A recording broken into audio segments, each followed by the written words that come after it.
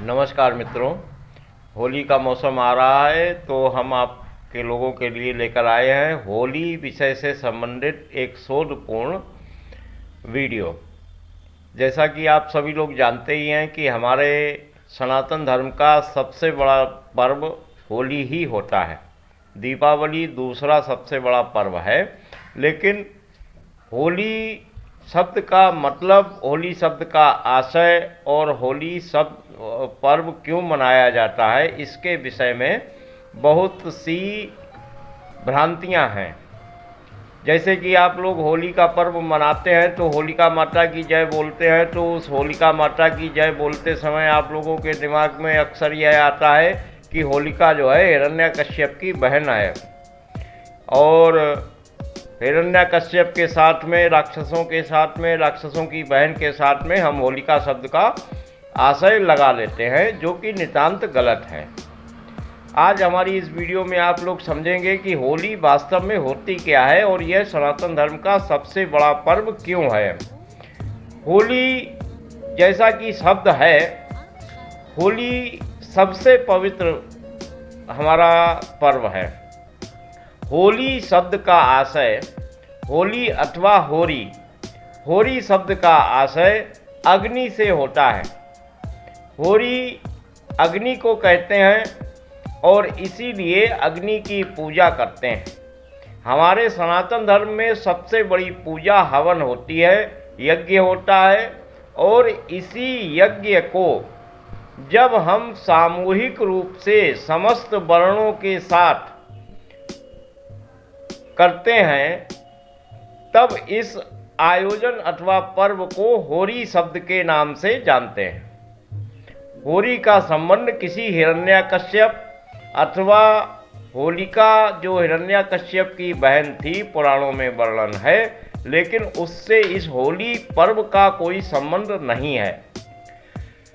हमारा सनातन धर्म, चूंकि यह वर्ष का अंतिम समय होता है, तो अंत में पूरे वर्ष पर्यंत तो हम विधि विधान द्वारा ये हवन आदि करते ही हैं, लेकिन वर्ष के अंत में हम लोग सभी समाज के लोगों के साथ हवन करते हैं, और इसमें गेहूं, चना आदि की आहुतियां दी जाती हैं। गन्ने के रूप में गुड़, मिष्ठान आदि की आहुतियां दी जाती हैं। तो यह शुद्ध रूप से हवन ही है, जिसको हम सनातन धर्मी सामूहिक रूप से सभी लोग मिलकर करते हैं। अब चूंकि इसका आयोजन सभी वर्णों के, ब्राह्मण, क्षत्रिय, वैश्य धर्म आदि के, वैश्य शूद्र आदि के साथ में एक साथ किया जाता है, ताकि समाज में हम लोग एक साथ, एक भाईचारे के साथ में रहें और हवन आदि करते रहें। तो इस हवन में, चूंकि इस यज्ञ में, चूंकि सभी वर्णों के लोग समान रूप से सम्मिलित होते हैं, इसलिए इसमें वेद मंत्रों की आहुतियां नहीं दी जाती। वेद मंत्रों की आवश्यकता इस हवन यज्ञ में नहीं होती है। केवल परिक्रमा आदि करके हवन सामग्री और औषधियाँ आदि इस यज्ञ में अर्पित की जाती हैं। चना और जौ आदि की आहुतियाँ दी जाती हैं और ये यज्ञ संपन्न होता है। होली वैज्ञानिक रूप से भी और सामाजिक रूप से भी बहुत ही पवित्र त्यौहार है और इसका गूढ़ महत्व है। आप लोगों ने शायद देखा होगा कि होली पर सभी लोगों के घर पर गुजिया बनती है। गुजिया से पहले आप लोगों को एक चीज़ और बता दूं, अभी से आप लोग तैयारी कर लीजिए। गुलरियाँ जो है वो होली में दहन की जाती हैं, वो होली में अर्पित की जाती हैं। गोल गोल गोबर की कंडे तो नहीं, लेकिन हाँ गोल गोल राउंड शेप में एक आकृति बनाई जाती है, उसके बीच में छेद किया जाता है और उसको लड़ी के रूप में बनाकर होली पर जलाया जाता है। तो एक तो हो गई गुलरिया, और होली पर आप लोग देखेंगे कि हमारी गुजिया बनती है, गुलरिया बनती है, जिसको हवन में डाला जाता है। गुजिया जो है वो होली खेलने के पश्चात जो लोग मिलने आते हैं तो उनको खिलाई जाती है। विशेष रूप से गुजिया होली का मुख्य मिष्ठान होता है। गुजिया के बाद में गुजिया भी कई प्रकार की होती है। गुली की गुजिया, आप देखिएगा होली के समस्त विशेष विशेष साधनों में गु शब्द अवश्य लगा होता है। गु शब्द का अर्थ भी शायद ही किसी को पता हो। गु शब्द का अर्थ होता है साथ साथ। तो होली जो है वो हमारा मिलन का त्यौहार है। वर्ष के अंत में सभी लोग पुनः एक दूसरे से मिल जाए, यह होली का परम उद्देश्य होता है। और इसी साथ साथ मिलने के स्थान पर अनेकों गु शब्द से प्रारंभ होने वाली वस्तुएं हम लोग होली पर प्रयोग करते हैं। गुलाल से खेलते हैं।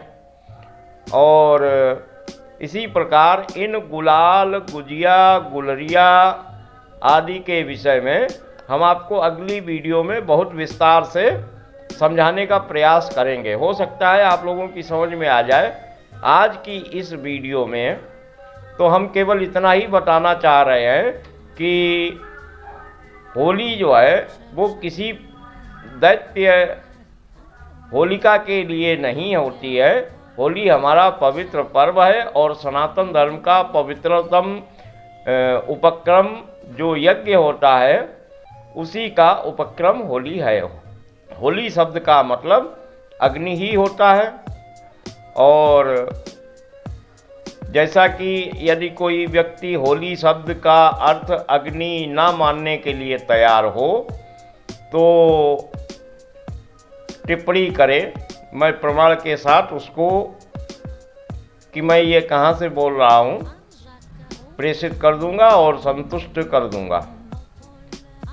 लेकिन अभी यहाँ पर वर्णन करना उचित नहीं है। यदि आप लोग मान जाएंगे तो अच्छी बात है, नहीं मान जाएंगे तो दैत्यों का नाम लेकर होलिका माता की जय तो करते ही रहेंगे। और आशय आपका मंतव्य कुछ भी हो, जो वास्तविकता है उसी के अनुसार होलिका माता की जय तो बोलना ही चाहिए। और होलिका माता की जय बोलते समय यदि आप लोगों के दिमाग में यह होगा कि हम अग्नि देवी या देवता की जय जयकार कर रहे हैं तो ज़्यादा उत्तम होगा। हमें किसी भी पूजा पाठ में दैत्यों या राक्षसों की जय जयकार करने की आवश्यकता नहीं है।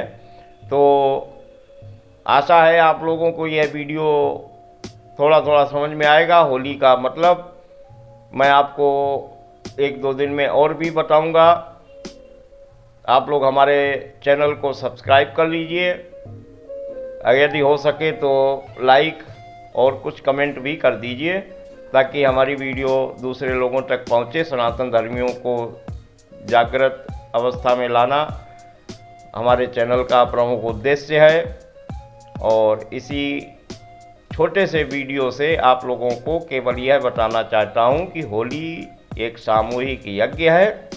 होली पर किसी भी दैत्य, होलिका अथवा हिरण्यकश्यप का कोई संबंध नहीं है। बहुत बहुत धन्यवाद। नमस्कार, जय हिंद, जय भारत।